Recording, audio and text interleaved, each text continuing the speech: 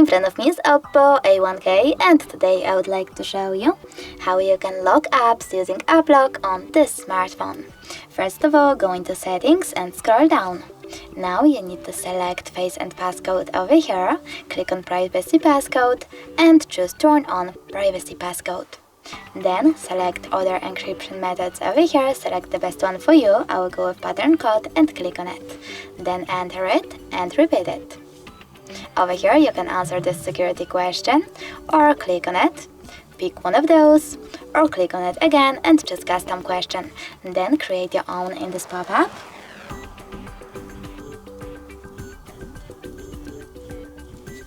And save it by tapping on OK. Remember to answer it correctly below. And over here you can also add your email address, and some other things. When you're done, click down at the top right corner, and as you can see, over here we have App Lock feature. We have to click on it and select apps that you wish to lock. If you wish to lock all of those, just click on this green button right away. I don't want to, so I will click on them, choose Chrome only, click on the green button then. And if you wish to use face recognition to unlock your apps, you can also do that by tapping on Use.